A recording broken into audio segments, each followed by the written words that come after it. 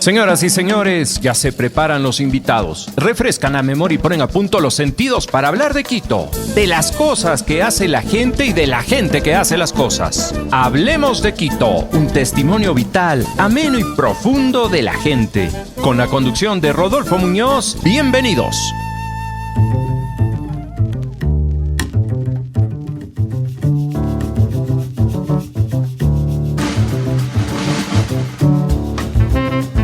Saludos cordiales, amigas y amigos. Hoy es domingo, un día para juntarnos con la familia para disfrutar de la vida. Un poco menos de 900 sitios son patrimonios culturales de la humanidad y entre estos Quito es la primera ciudad en haber sido declarada por la UNESCO Patrimonio Cultural de la Humanidad el 8 de septiembre de 1978. ¿Cuáles fueron los méritos que tuvo en cuenta el organismo de las Naciones Unidas para decidir esa declaratoria tan importante? Poseer el centro histórico más extenso, mejor conservado y menos alterado de toda América Latina. Esto ocurrió hace 45 años y aparejada con la declaración nos impuso a todos contribuir para que continúe la conservación y sobre todo lograr que habitantes de Quito dimensionen el valor simbólico de la ciudad para cuidarla y preservarla. ¿Qué hicimos y qué no hicimos a lo largo de estos años?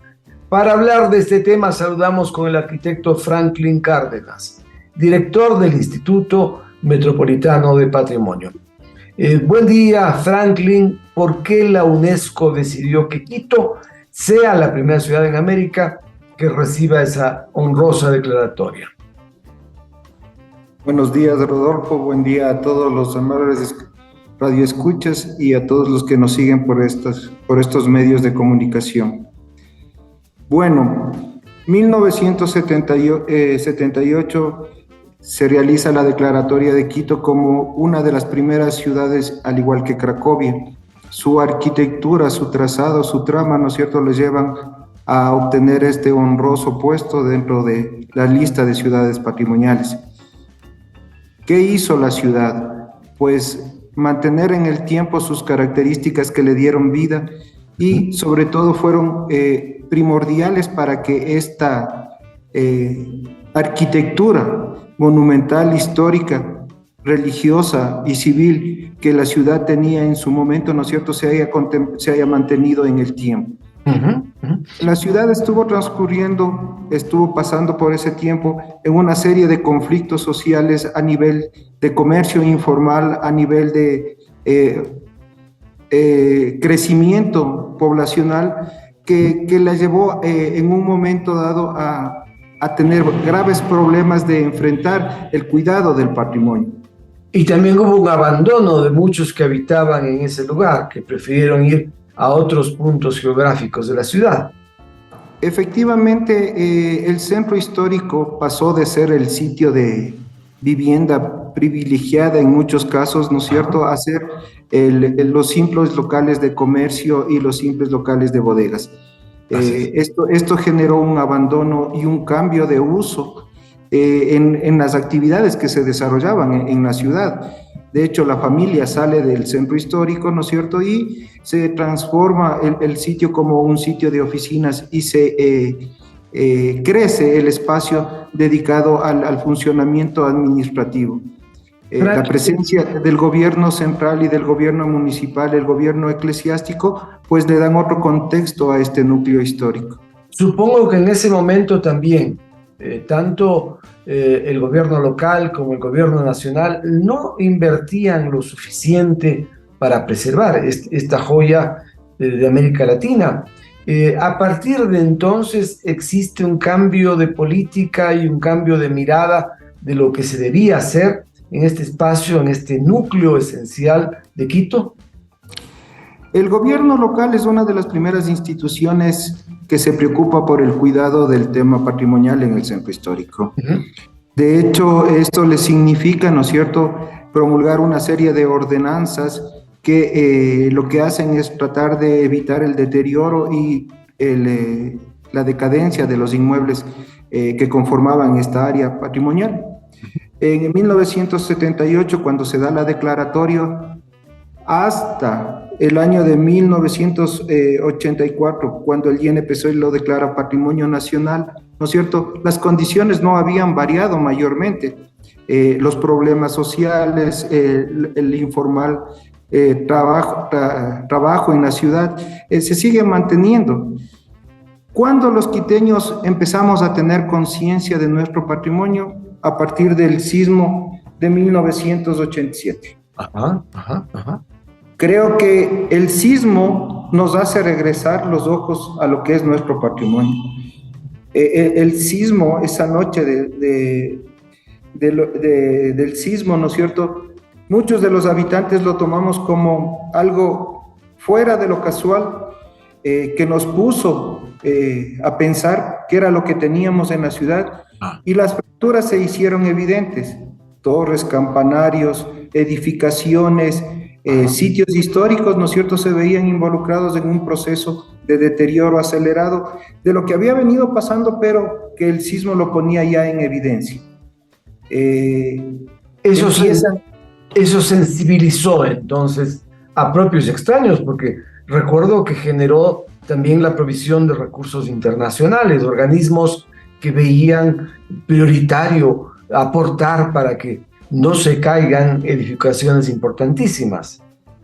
Efectivamente, tanto el gobierno nacional, el gobierno local y en este caso los organismos internacionales, ¿no es cierto?, regresan a ver a Quito de otra manera. Al ser el primer patrimonio mundial de la humanidad y al tener esta serie de complicaciones, pues sí, empezamos nosotros a través de la creación de una ley, ¿no es cierto?, para la obtención de recursos para la reconstrucción de Quito en este caso. La creación del 6% del impuesto a la renta, la creación del Fondo de Salvamento como una entidad que se encargue, adscrita al municipio de Quito, que se encargue de la conservación y restauración del patrimonio, son las primeras acciones que tienen que ver directamente con el tema de la conservación después del sismo. Eso no quita que anteriormente gobiernos locales, gobiernos internacionales como el gobierno de España y algunos otros, ¿no es cierto?, que se encontraban actuando en el centro histórico e invirtiendo recursos, veían con preocupación que el avance era muy pequeño, muy pausado y no daba esos frutos que requería. El sismo sí le obliga a Quito a repensar y obliga a los quiteños básicamente, ¿no es cierto?, a ver qué le pasaba a su patrimonio, y empieza un proceso de reforzamiento estructural y consolidación de sus estructuras más grandes. Estuvieron rotas, como le digo, columnas, torres, iglesias, que formaban parte de ese patrimonio monumental. Pero más aún estaba rota, ¿no es cierto?, una estructura social al interior de las edificaciones, que eso todavía lleva tiempo en seguirla trabajando y seguirla recuperando. El municipio ha tenido varios años acciones para recuperar edificaciones y convertirlas de nuevo en espacios de vivienda. ¿En qué medida se ha avanzado? ¿Cuántos? Si usted tiene un porcentaje, sería interesante saber qué porcentaje de gente habita en estas edificaciones de vivienda. Bueno, es evidente que la cantidad de pobladores del núcleo central, de la parte principal, ¿no es cierto?, ha salido, y su reducción es un símbolo de que las actividades han cambiado. Pero sin embargo, en los barrios perimetrales todavía seguimos manteniendo la vivienda, en diferentes condiciones, pero seguimos manteniendo la vivienda. El municipio empieza con una serie de programas para repoblar el centro histórico, ¿no es cierto? Y uno de los programas emblemáticos que se da en aquella época es la rehabilitación de la Casa de los Siete Patios, un proyecto que se lo realiza conjuntamente con la Junta de Andalucía, y que lo que trataba era de buscar que los pobladores de ese sector no salgan de ahí, que se incorporen a estas nuevas unidades de vivienda y que estas unidades de vivienda tengan las condiciones adecuadas para una correcta habitabilidad. Se empiezan a generar una serie de proyectos, la Casa Ponce, el balcón, el Camino Real del Inca, o sea, una serie de proyectos que van vinculándole a la vivienda para atraer esa demanda hacia el centro histórico. Yo diría que las políticas municipales en algunos casos fueron acertadas, en otros casos generaron conflicto por el tema de la tenencia de la vivienda. La tenencia de la vivienda en el centro está muy dispersa. Hay casas que están habitadas por varias familias, ¿no es cierto? Y el propietario está conformado por varios herederos. Eso dificulta un proceso de intervención bajo la normativa actual. Pese a que la municipalidad ha implementado programas de intervención como el mejoramiento de la quinta fachada, el mejoramiento de la imagen urbana, el mantenimiento de las edificaciones hacia el interior. ¿Cuál es la quinta fachada, Franklin? Bueno, la quinta fachada ¿Qué es un concepto manejado desde el aire, básicamente. Todo ese esplendor que usted ve en las fotos aéreas que tiene la ciudad entre sus techos, sus cúpulas, sus torres, ¿no es cierto? Y que le dan una vinculación con el paisaje externo, pues ese es la quinta fachada. Parte de ese espacio público al que todos los días nosotros transitamos, pero que no se lo ve, pero que está perfectamente identificado porque es el referente imaginario que tiene a nivel mundial la ciudad. Ese sitio es donde trabajamos y debemos seguir trabajando porque se transformó en parte de la identidad de la ciudad. Más ahora cuando tenemos esa tecnología que nos permite con drones desde el aire identificar esto que el arquitecto Cárdenas llama la quinta fachada. Me gustaría preguntarle si usted cree que los ciudadanos que viven, trabajan o transitan en el centro histórico han podido convertirse en entes que defienden el patrimonio cultural o siguen habiendo muchos que respetan el espacio y no dimensionan la importancia de un centro histórico como el de Quito. Bueno, el municipio ha trabajado en muchas campañas sobre el tema. De hecho, la difusión cultural del patrimonio es una de las líneas directrices y creo que en eso las secretarías de cultura, las secretarías de productividad, todos aquellos entes que tienen que ver con el mejoramiento social de la comunidad, ¿no es cierto?, hacen los esfuerzos necesarios para que no solamente sea la arquitectura, sino también sea el tejido social el que mejore las condiciones. Creo que de la época del sismo actual sí ha habido un crecimiento y un respeto a lo que es el centro histórico y siempre nos quedará mucho por hacer. De hecho, al tener uno de los centros históricos más grandes en Latinoamérica y con mayor cantidad de edificaciones y elementos monumentales, ¿no es cierto?, el trabajo es permanente y diario, pero sobre todo la transformación social que se viene dando por varios acontecimientos, eso influye directamente. Entonces hay que seguir trabajando en el tema de preservar y conservar no solamente la arquitectura, la cultura, sino también el tejido social, que es lo que le hace a un centro vivo, a diferencia de ser un centro museable, ¿no es cierto? Es la conectividad que se da entre la arquitectura y el funcionamiento de la comunidad y la ciudad con respecto a todo su entorno. He visto, por desgracia, en el centro histórico todavía esas escenas desagradables de gente que bota la basura fácilmente o hace sus necesidades básicas. Vi hace unas pocas semanas muy cerca de la Plaza de la Independencia.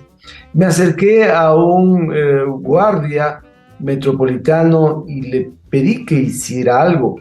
La respuesta de él es: ¿qué puedo hacer? Esa persona que está cometiendo aquello es una persona de edad, ¿no? Entonces, y creo que sigue faltando conciencia respecto de los roles que debe tener la gente. Pues creo que es fundamental el concientizar a todo nivel el tema del respeto, pero no porque sea el centro, ¿no es cierto?, sino porque es el respeto entre la comunidad y la formación ciudadana. El hecho puede darse aquí o en cualquier otra parte de la ciudad. El tema es que si nosotros perdemos de vista el respeto a la colectividad, estamos perdiendo nuestro respeto como sociedad, como ciudadanos. Pero aparte de eso, ¿no es cierto?, tenemos el tema del respeto a lo que es nuestro legado histórico, lo que significa el manejo de un espacio público que permita el crecimiento, el esparcimiento de todos aquellos que vienen, propios y extraños, porque ese es el espacio público, es el lugar de acogimiento, ¿no es cierto?, donde todos pueden desarrollar sus actividades, pero teniendo una visión básicamente de respeto, de formación. Al igual que todo ciudadano, tiene la obligación de dar respeto para que le den respeto, y creo que ese trabajo lo viene realizando la municipalidad en todos sus ámbitos, en todas sus instituciones, y es un trabajo arduo, y no porque sea una persona adulta, y no porque sea un niño, sino el respeto y la concientización de eso al patrimonio, el respeto al patrimonio es permanente, y eso lo hacemos todos los días. Ahora, ¿no cree que el ciudadano debe volver a enamorarse de la ciudad para respetarla? ¿Debe volver a conocerla, a disfrutarla, para respetarla y amarla también? Pues del patrimonio es eso, primero conocerlo, después respetarlo, amarlo para poderlo transmitir. Porque cuando uno está enamorado de ese patrimonio, ¿no es cierto?, va a hacer todo lo posible por cuidarlo y por difundirlo. Y al difundirlo, ¿no es cierto?, vamos a transmitir eso, ese respeto, básicamente. Tenemos muchos sitios que guardan una historia muy grande. Muchos sitios que actualmente en algunos casos son desconocidos. La misma leyenda del Gallo de la Catedral o la de Cantuña, que son las que vienen a la mente y que son las que han servido para muchas interpretaciones. Pero es conocer eso, es volverle a los muchachos, a los niños, a los jóvenes, los ojos al centro para que lo vean como algo propio, que lo respeten, lo conozcan y lo difundan. Eso es parte de la función de cuidar un patrimonio. Y además, no solo las leyendas, sino los episodios históricos, sustanciales para la vida, no solamente de Quito, sino de la República. Ya vamos a hablar más adelante de personajes que tuvieron su quehacer en ese escenario fantástico del centro histórico y que merecen ser reconocidos y recuperados. ¿Es posible cuantificar, Franklin, el número de inmuebles coloniales, solamente coloniales, que tiene el centro histórico de Quito? Porque diría yo que gran parte es republicano, ¿no? Es una ciudad que ha ido creciendo en el tiempo y se ha ido transformando. Yo diría que los inmuebles coloniales más significativos están en las estructuras arquitectónicas religiosas, porque son aquellos elementos que menos cambios sufrieron, pero sin embargo también en el tiempo sufrieron modificaciones. ¿Y edificaciones civiles? La arquitectura menor, en este tema casas, ¿no es cierto?, pues sufrió una transformación con el crecimiento y el desarrollo. Tomemos en cuenta que aparecen las primeras casas de barro y paja, ¿no es cierto?, se transforman a casas de barro y teja, después son casas de un solo nivel. Con la evolución viene la temporada republicana y se genera toda una nueva estructura urbana donde la decoración de la casa, de ser austera, pasa a ser barroca, tienen sinnúmero de elementos y depende mucho del nivel económico de la persona o del buen gusto de los propietarios. Díganos solamente 2 o 3 casas que mantengan ese estilo colonial, ¿no?, prerepublicano, que se conserven como tal. Yo me atrevería a decir unas 2, pero prefiero que sea usted como experto que nos diga.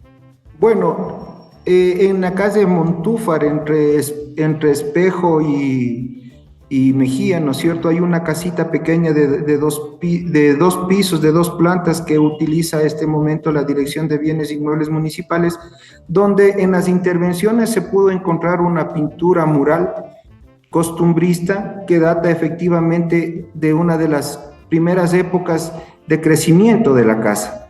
Entonces sí, la casa está bastante datada y está bastante evidenciada de que su temporalidad corresponde a las primeras etapas de creación de la ciudad.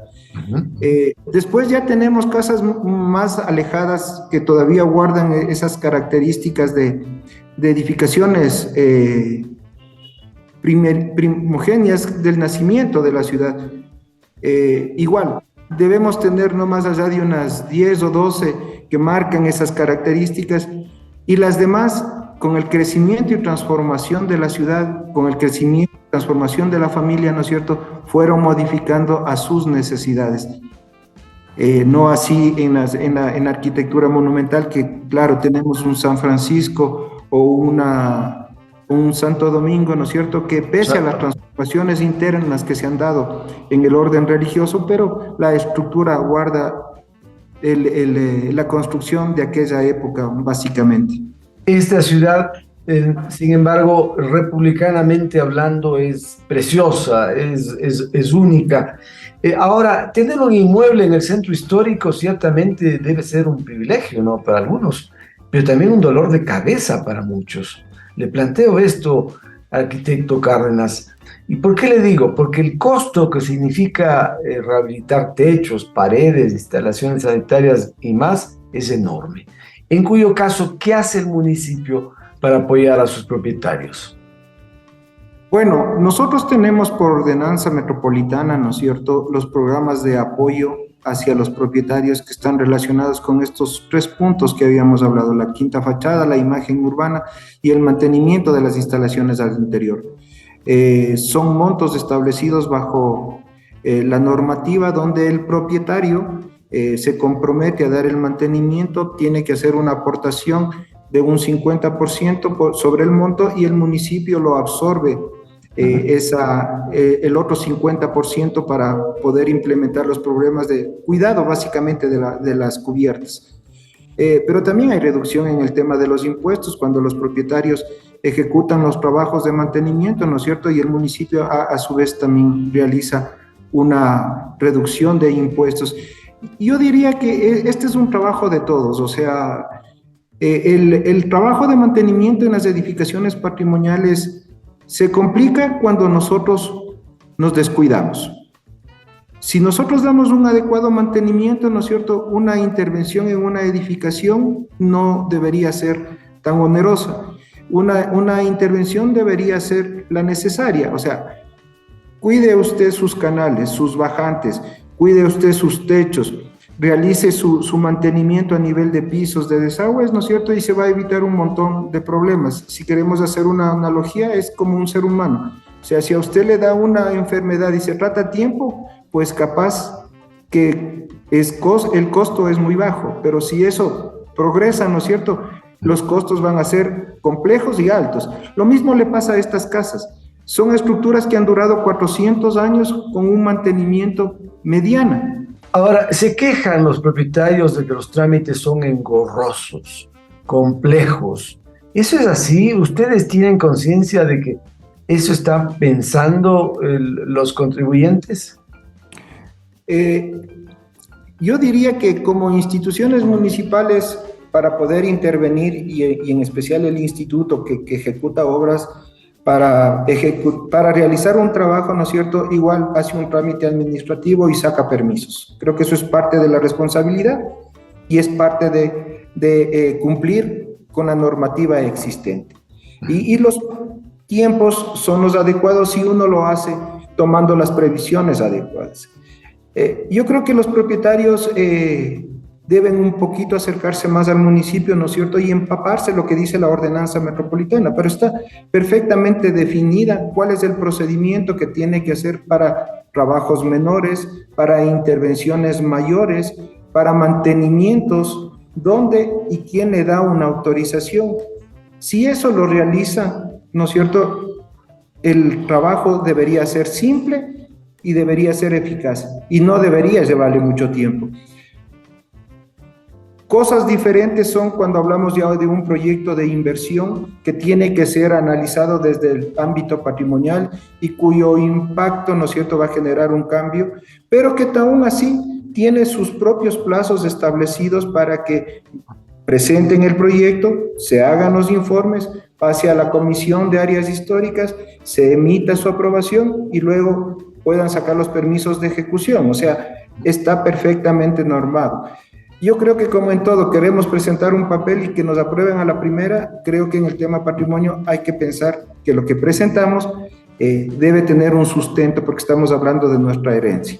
Y ese sustento no es una intervención cualquiera, es una intervención técnica bajo una normativa local y también internacional en algunos casos.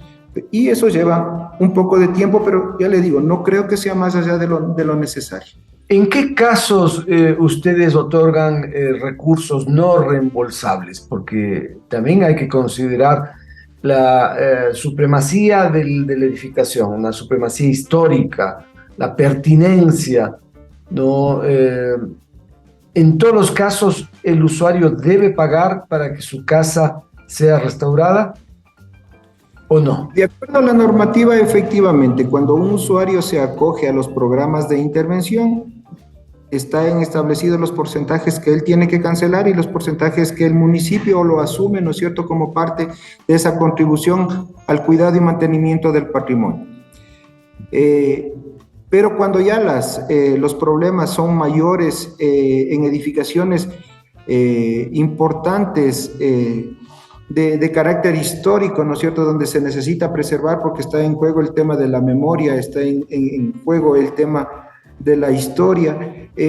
También podemos hacer intervenciones, pero van de la mano con lo que establece el Código de Finanzas, o sea, son convenios de participación interinstitucional mediante los cuales, ¿no es cierto?, el municipio, después de un análisis técnico, podrá asumir o erogar recursos, pero hay una contraprestación que tiene que estar vinculada con el carácter social. De esa manera, la responsabilidad viene a ser compartida y el patrimonio también sirve para mejorar las condiciones sociales de los habitantes vulnerables de este sector, que como usted bien lo dijo, ¿no es cierto?, a veces nos encontramos en cualquier parte y necesitamos seguir manteniendo una política de cuidado y de mejoramiento de estas condiciones. Muy bien, muy bien. Estamos con el arquitecto Franklin Cárdenas, el director del IMP, Instituto Metropolitano de Patrimonio, hablando de esta joya arquitectónica que es el Centro Histórico de Quito, una joya que mueve turismo también, vienen de fuera y quieren juntarse no solo dentro de la edificación patrimonial, sino además con la gente. Quisiera yo preguntarles si ustedes han podido evaluar los impactos positivos o no que han ocurrido a lo largo de estos años en la intervención en edificaciones patrimoniales, en inmuebles patrimoniales. ¿Cuál es el balance? ¿Qué es lo que ustedes creen que ha ocurrido? ¿Qué ha sido lo mejor? ¿Qué es lo que falta todavía? Bueno, yo diría que el balance es bastante positivo en la medida de que se ha ido recuperando y las estructuras, sobre todo arquitectónicas, pero sobre todo concientizando a la colectividad y a los usuarios, ¿no es cierto?, de los trabajos que son responsabilidad compartida entre autoridades y habitantes, básicamente.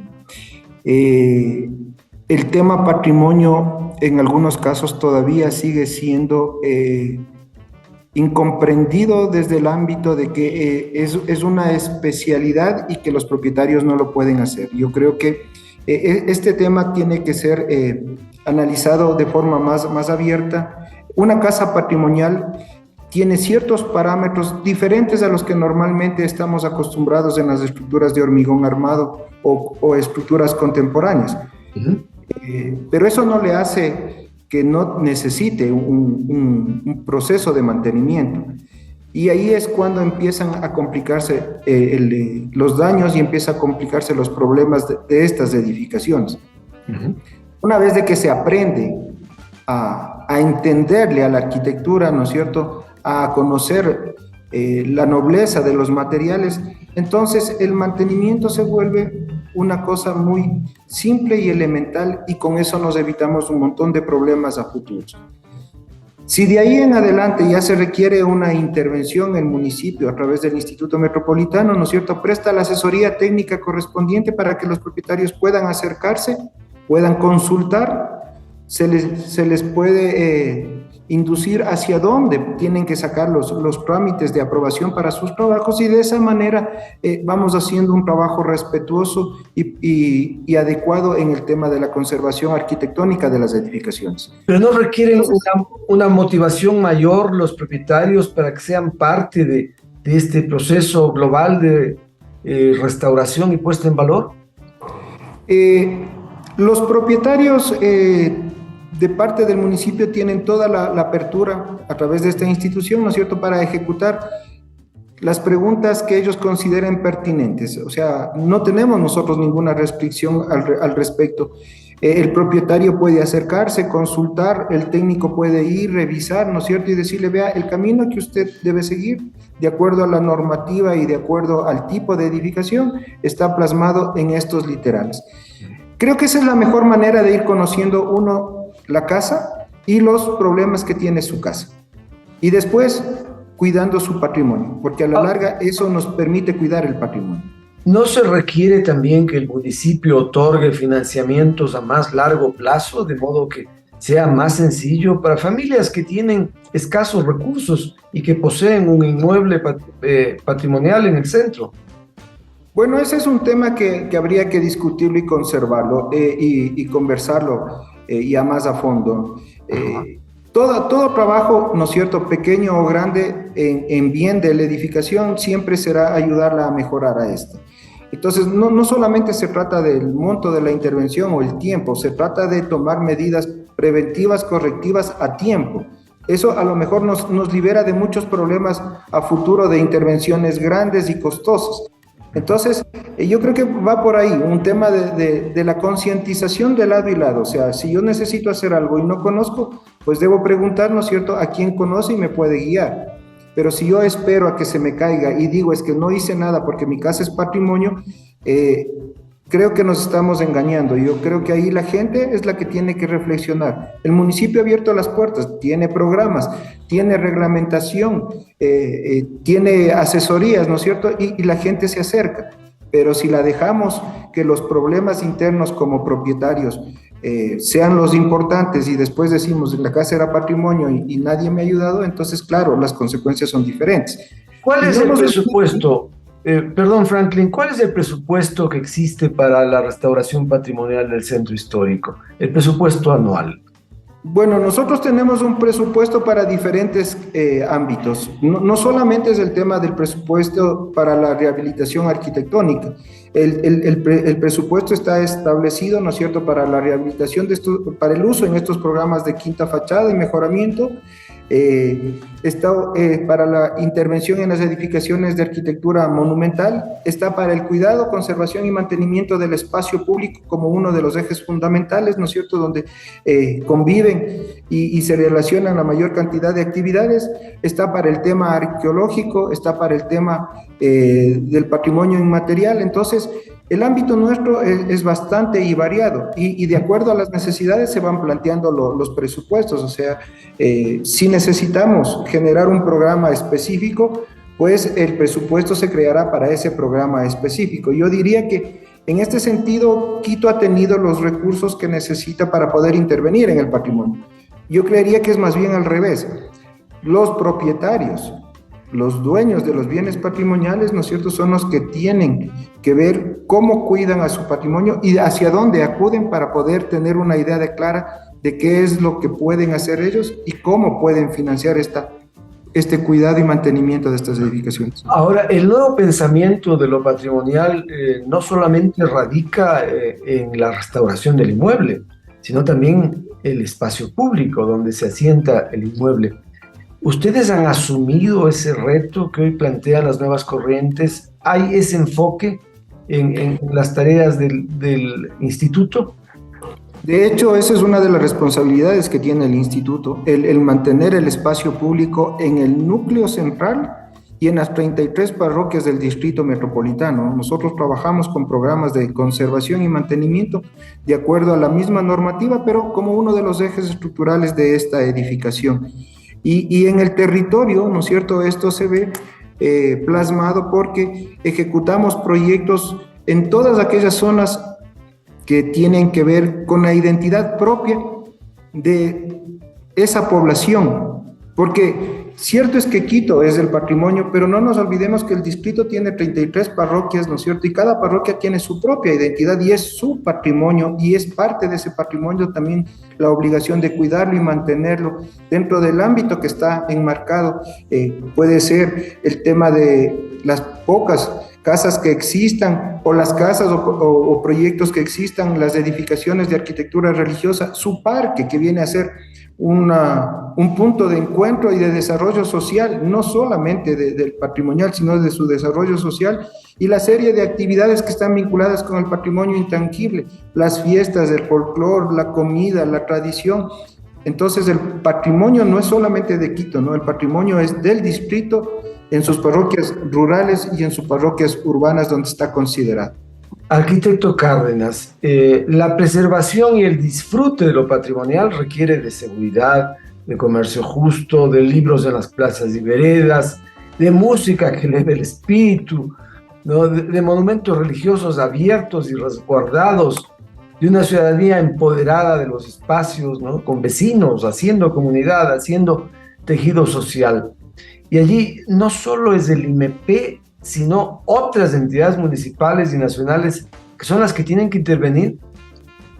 Sí, efectivamente los roles están marcados y no solo es el instituto, sino las instituciones municipales a través del alcalde de Quito, ¿no es cierto?, tienen diferentes roles. Nosotros igual somos parte de esos roles y cumplimos igual todo un marco planteado para ir mejorando las condiciones de habitabilidad y el mejoramiento del tejido social. O sea, el patrimonio es el disfrute, pero también es mejorar las condiciones sociales. Y como usted dijo, las condiciones sociales están vinculadas al tema de la seguridad, del orden en el comercio.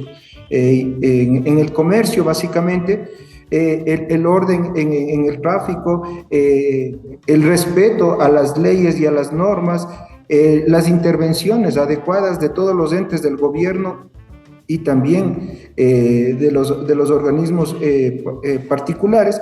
Entonces, se trata de un compromiso de todo el mundo y creo que este compromiso tiene fundamentalmente una serie de respuestas en todos los entes que conforman la municipalidad. El instituto hace su parte, pero la Policía Metropolitana, la MC, EMASEO, ¿no es cierto?, las políticas de control de desechos, o sea, todo tiene que ver con este mejoramiento de las condiciones y obviamente la política del alcalde con respecto a lo que es el cuidado de la ciudad, porque somos parte de una ciudad viva, porque somos parte de una ciudad que funciona en el día a día, ¿no es cierto?, y eso nos involucra. Si bien somos parte de una ciudad patrimonio, pero nos involucra en el mantenimiento y en el cuidado de toda la ciudad y por ende las políticas públicas para toda la ciudad. Díganos cuál es el límite que tiene el centro histórico al sur y al norte para entender la magnitud de ese espacio que busca ser preservado. Nosotros tenemos una declaratoria que establece un límite que es el núcleo central. En el norte está la calle Manabí, en el sur está la calle 24 de Mayo, en el oriente está la intersección entre la Montúfar, parte de la avenida Pichincha y por el occidente en cambio tenemos la calle Imbabura. Pero alrededor de este núcleo principal, ¿no es cierto?, tenemos todo un núcleo urbano que forma parte del desarrollo de la ciudad y que son las áreas de amortiguamiento o áreas de conservación y que ya involucra a los barrios. Barrios que están asentados en los 4 hitos principales montañas de la ciudad, como son el Panecillo, San Juan, el Placer y el Ichimbía, ¿no es cierto?, y que por ende han formado parte de la tradición histórica de la ciudad. El paisaje natural con el panecillo, es parte de la imagen que refleja el centro histórico. El paisaje que tiene el Pichincha, ¿no es cierto?, con el Templo de la Patria, es parte de la imagen de la vida de la ciudad. Entonces, son todos estos elementos que están conformando la parte central, más esa envolvente que le da el peso que tiene una ciudad tan grande, que tiene que ser tratada en el tema patrimonial y que tiene que ser cuidada y tiene que ser manejada de acuerdo a sus políticas de crecimiento y expansión. Franklin, le pediría que nos enfoquemos momentáneamente en la Plaza de Santo Domingo, esta plaza tan importante, desde donde, por cierto, hay un hito, un monumento que se coloca para García Moreno, y dado que desde ahí comienzan los puntos cardinales hacia los diferentes sitios de la ciudad, al sur, al norte, al este, al oeste. Una plaza emblemática donde estuvieron universidades como la Santo Tomás de Aquino, el Colegio San Fernando, donde se han formado tanta gente importante en la historia del país. Esa plaza está realmente abandonada. La hemos visto tomada por mendicantes, por gente que consume estupefacientes, ¿no? Con enorme inseguridad.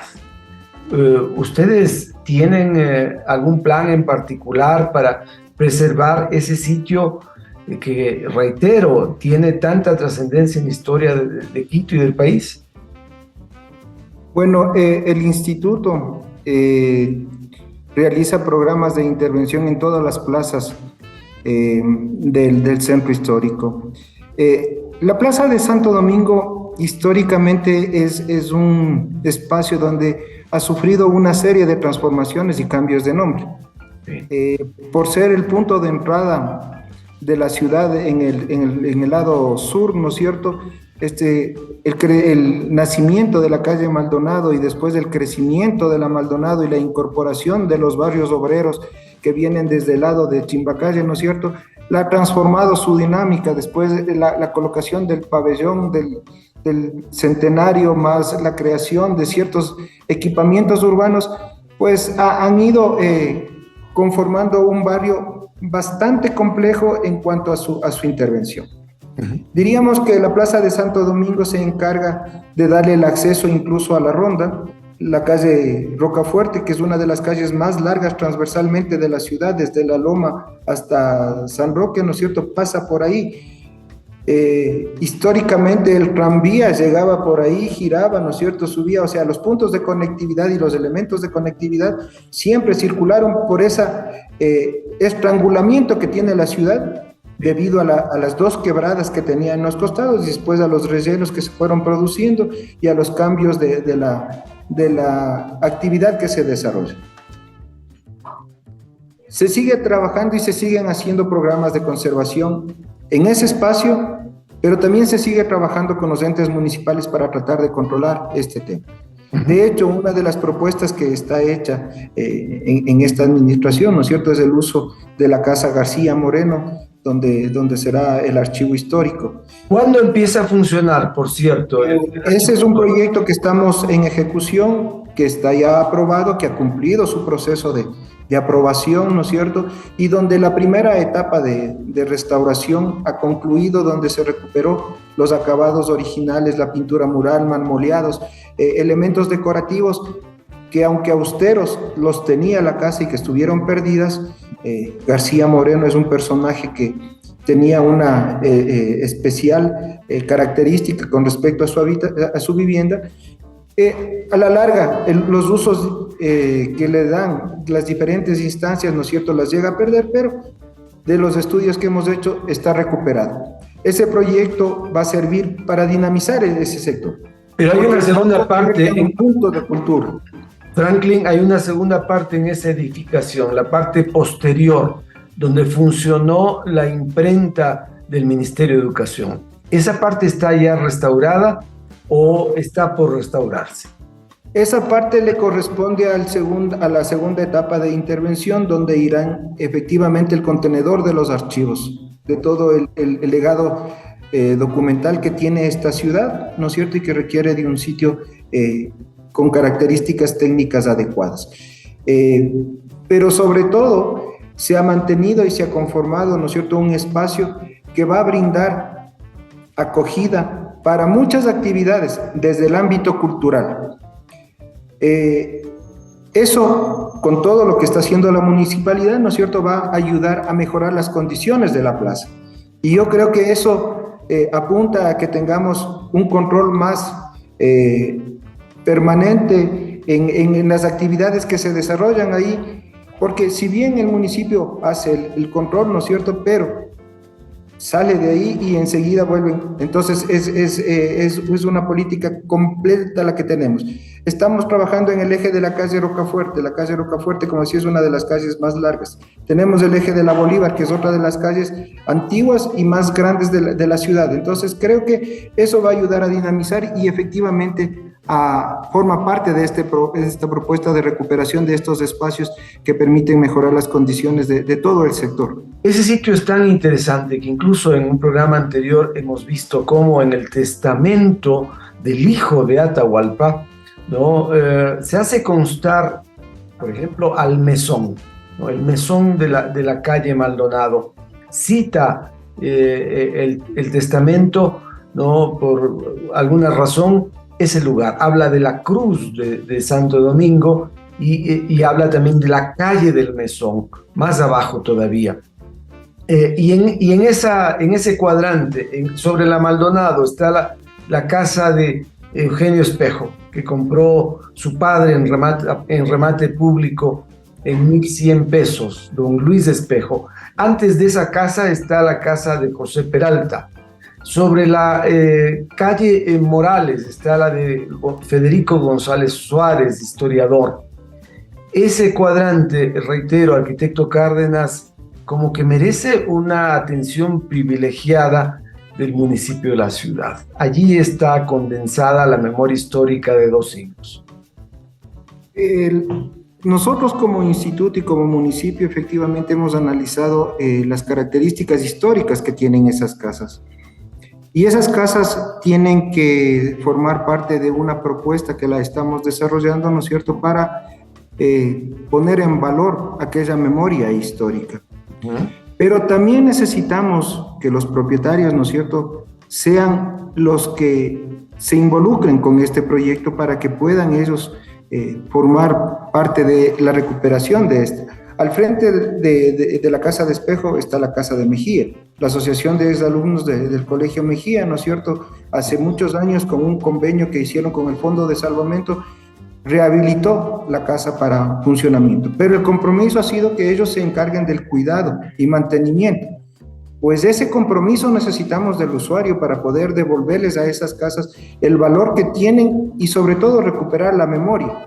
Podemos hacer nosotros una serie de proyectos y de hecho tenemos un proyecto para esa zona mejorando las características, empezando por la casa de García Moreno, ¿no es cierto? Porque es toda esa manzana que está involucrada, pero también necesitamos la coparticipación de los propietarios para poder permitir un proyecto adecuado y que se enmarque dentro de la recuperación de estos símbolos que tiene la ciudad.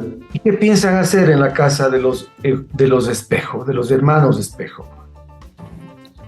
Bueno, empezando por el estado de conservación, creo que es las primeras cosas que uno tiene que definir. El estado de conservación marca mucho de los elementos con los que la casa puede contar a futuro. Y creo que el estado de conservación nos va a determinar las acciones primarias que deben realizarse, ¿no es cierto? Y los mecanismos administrativos que debemos seguir para poder poner en valor esta memoria histórica. Posteriormente será ya definir el uso dentro del programa que tiene todo ese sector. No nos olvidemos que la ronda está en la parte de atrás. El concepto de la ronda es un concepto más bien bohemio, donde se dan actividades donde la familia todavía puede ir y visitar aquellas artesanías que se vinculaban con el desarrollo artístico y artesanal de la ciudad. Entonces hay que ir buscándole todos estos elementos, pero sobre todo hay que empezar por un diagnóstico claro del estado de conservación de las edificaciones y los mecanismos administrativos que nos permitan llevar adelante estas acciones desde la municipalidad y desde los propietarios. ¿Usted siente que quienes habitan en esa zona están apropiados del concepto y de la riqueza de todo lo que significa ese espacio, se les consulta, por ejemplo, para planificar qué es lo que se debe hacer en el espacio público, de modo que sea una cosa interactiva, horizontal y no vertical. Bueno, todos los programas nuestros tienen que pasar por un tema de socialización, no son una imposición, y creo que este es parte de las reglas o de las normas que tiene de la buena convivencia con la comunidad. Ya estamos claros que imponer algo, ¿no es cierto?, a la larga genera un rechazo. Entonces, si bien como técnicos nos permitimos sugerir, también nos ponemos en contacto con los moradores porque necesitamos esa retroalimentación para poder saber de ellos cuál es su pensar, qué es su necesidad y hacia dónde ellos tienen enfocado. No se olvide que el municipio tiene programas de intervención a través de las administraciones zonales, donde se recoge todos esos proyectos que son de sentimiento de la comunidad para que sirvan y mejoren las condiciones de la comunidad. No se diga estos programas y proyectos que se genera desde el municipio, ¿no es cierto?, para el tema de la recuperación del patrimonio. Tienen el mismo comportamiento porque es parte del convivir de la ciudad con el patrimonio.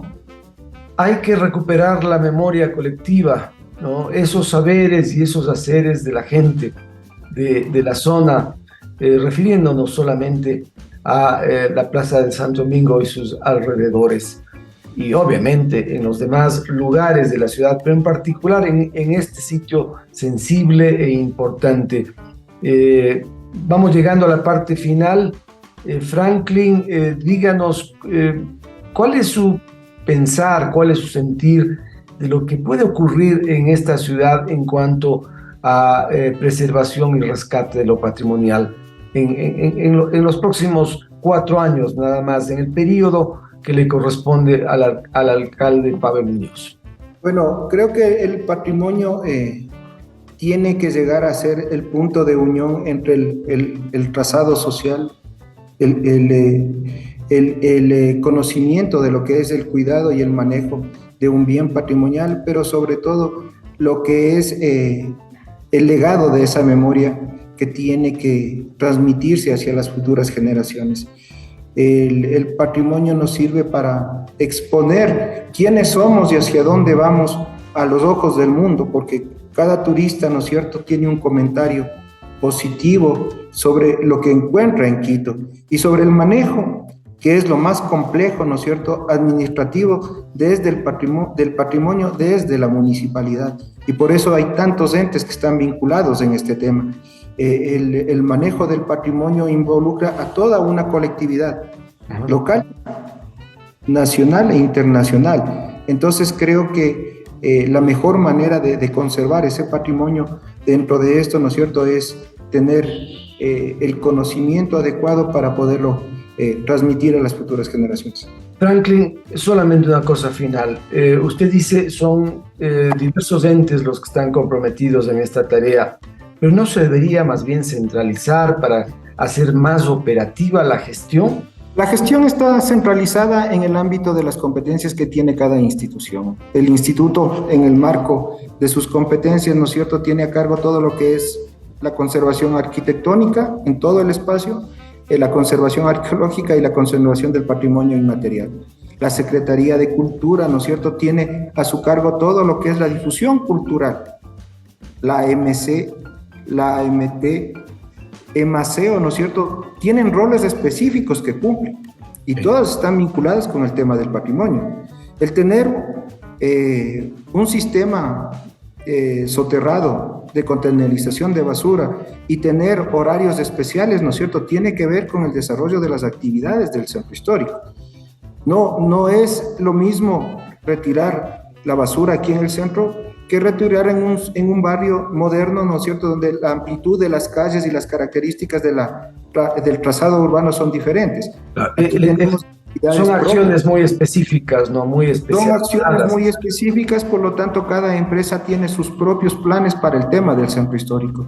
Correcto. No es lo mismo trabajar en la piedra aquí en el centro que trabajar en el asfalto en cualquier parte de la ciudad. Entonces, Tenemos competencias claras y a la larga es un solo organismo el que está centralizado la actividad, es el municipio de Quito en este caso. Hacia eso confluye todas las actividades de todas las instituciones. Muy bien, le agradecemos mucho a Franklin Cárdenas, arquitecto, funcionario municipal, director del Instituto Metropolitano de Patrimonio. Sus conceptos, su información, su experiencia muy valiosa, ilustra lo que está ocurriendo en el centro histórico y lo que podemos esperar. Y mil gracias también a ustedes, amigas y amigos que nos acompañan domingo a domingo a través de la red y todos los días, a cualquier hora, en nuestros espacios en las redes, en Hablemos de Quito, con Rodolfo Muñoz, en YouTube, en Facebook, en TikTok, en fin, allí tiene información valiosa. No deje de consumirla. Que pase muy bien, cuídese, hasta pronto.